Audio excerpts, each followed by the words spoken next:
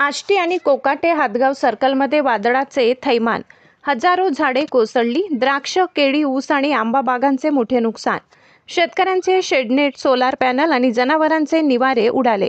वीज पडून बैल ठार. झाडाची फांदी अंगावर पडून महिला गंभीर जखमी. नुकसानग्रस्तांना मदतीचे आमदार बबनराव लोणीकर यांचे आश्वासन. आमदार बबनराव लोणीकर यांच्या प्रशासनाला तातडीने पंचनामे करण्याच्या सूचना. परतूर मंठा विधानसभा मतदारसंघातील आष्टी व कोकाटे हातगाव या दोन सर्कलमध्ये शनिवारी सायंकाळी झालेल्या भीषण वादळी वाऱ्यासह मुसळधार पावसामुळे शेतकऱ्यांचे मोठ्या प्रमाणावर नुकसान झाले आहे.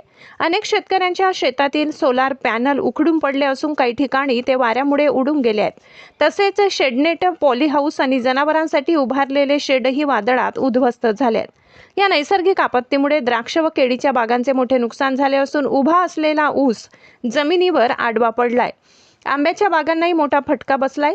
अनेक ठिकाणी मोठमोठी झाडे उन्मळून पडल्याने परिसरात भीतीचे वातावरण निर्माण झाले आहे. दरम्यान फुलवाडी तालुका परतूर येथील अर्जुन गणेश घनवट यांच्या शेतात वीज पडून एक बैल जागीच ठार झाला. तसेच झाडाखाली आसरा घेतलेल्या मनीषा विराज शेळके या महिलेच्या अंगावर लिंबाच्या झाडाची मोठी फांदी कोसळल्याने त्या गंभीर जखमी झाल्या असून त्यांच्यावर शासकीय रुग्णालयात उपचार सुरू आहेत.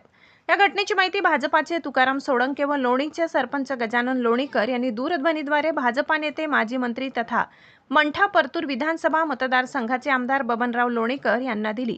माहिती मिळताच आमदार लोणीकर यांनी परतूरचे तहसीलदार जाधव तसेच उपविभागीय कृषी अधिकारी राम रोडगे यांना तातडीने नुकसानीचे पंचनामे करण्याच्या सूचना दिल्या.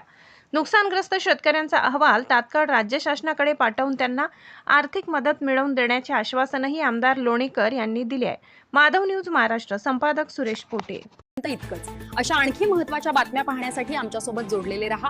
आमचा व्हिडिओ लाईक, शेअर आणि चॅनल सबस्क्राईब करायला विसरू नका. धन्यवाद.